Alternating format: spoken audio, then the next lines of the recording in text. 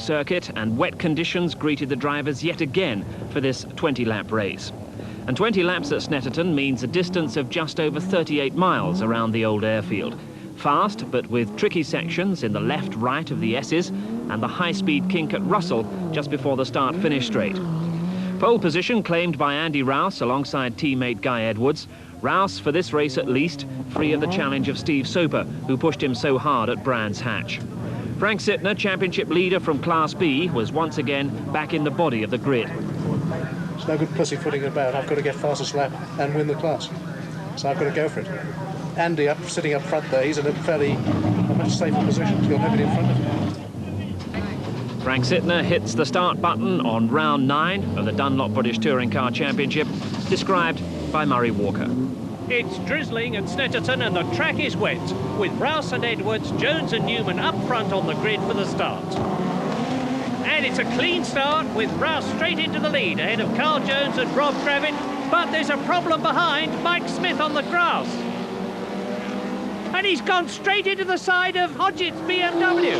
What on earth is happening? Well, Hodgetts is starting in the background there, getting going again in his car. Mike Smith is on his way, but he's spun. Mike Smith spins at the very first corner. Fighting his way back on, and the tyre is rubbing on the wheel arch. Well, as Mike Smith gets away, let's look at it again and see if we can see what happened. There he is in the white car, passing Graham Hathaway's Sierra on the grass. Mike Smith comes back onto the track in front of Hathaway, who moves to the right, and Mike Smith suddenly turns hard right, straight into the orange BMW of poor Chris Hodgetts. And already the yellow flags are out, as Hodgetts tries to work out what on earth has happened. And at the end of the first lap, Andy Rouse there leading, Jones second, Edwards third, Rob Gravitt is fourth, and Jerry Marney is up from ninth on the grid. Chris Hodgetts, he's come straight from driving for 10 hours in the Spa 24-hour race. What a return. And that's Mike Smith limping home. His rear tyre isn't going to last very much longer. He's obviously coming into the pits to change it. And at Riches, Rouse is there. Edwards is up to second ahead of Carl Jones, number 16. Gravitt is fourth, and Marney is right behind him. There's Marney in the white Sierra. And now we're with Marney. Gravitt ahead. Down to the right-hander at Sierra, 115 miles an hour, and he's off. Jerry Marney loses it. There's at least 5 places lost there as he rejoins the circuit. In fact, more, because there's Sittner and Hathaway going through. So now Jerry Marney's got it all to do again.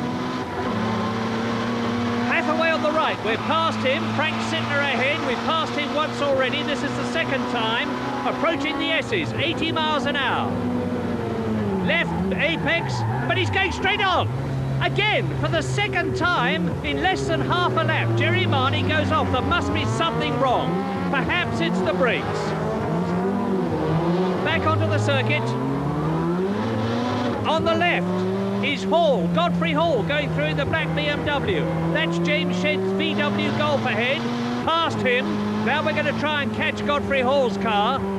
Into the right-hander. Chasing hard. Jerry Marney's got the performance advantage, but 5 cars, 5th to 9th. Newman, Harvey, Bristow, O'Brien and Hales over the line. And Harvey attacks Newman for 5th. There's Newman, Harvey. That's Lawrence Bristow, number 19. Into Riches. 3 Sierras, a Holden and a Toyota Supra. Tim Harvey. And Marney's having another go at Sittner's BMW. Here we go. Jerry being very careful with the brakes at Sierra this time, and you can see Sittner pulls away. Now, down the Revitt straight, building up to 5th gear at 145 miles an hour, past Sittner. Now, Jerry Marney's got it made, up to the S's. Back off the accelerator, down a gear, on with the brakes, and off! A third off, a complete 360-degree spin. And while Jerry Marney sorts himself out, Hodgetts in the background is still going. Smoke pouring from his tyres. Marney rejoins. There's Hodgetts. Now, is it going to be third time lucky for Jerry Marney? Meantime, as Marney gets back on the track, there he goes. Carl Jones, number 16, look for him. He's in third place, and he's got Rob Gravett right in his wheel tracks. There they are, Jones and Gravett. Another lap completed. With Rob Gravett going for third place, Carl Jones ahead. Riches, third gear, 115 miles an hour. Up to Sear, second gear, down to 80 miles an hour. Gaining on Carl Jones, into the Rivet Straight, into third gear, fourth gear, fifth gear. As Gravett is attacking at 145 miles an hour, but Jones has got the inside line. Into the S's, second gear, 60 miles an hour. Now up to the bomb hole, still in second gear, 85. Third gear, 120 miles an hour, and past Carl Jones, up into third place. Now into Russell, left, right, fourth gear, 100 miles an hour.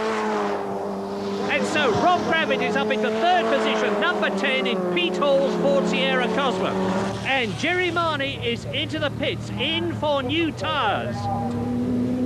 And he's fitting grooved slicks. Now, that's a smart move, because he could get a point for fastest lap on these tyres. And Mike Smith's done the same thing. Mike Smith has stopped for slick tyres. He's up with his team rival, Frank Sidner. They're hardly teammates. And on a drying course, Mike is really flying on more suitable tyres. Now, if he gets fastest lap in the class, that'll mean a vital point less for the championship leader, Frank Sidner.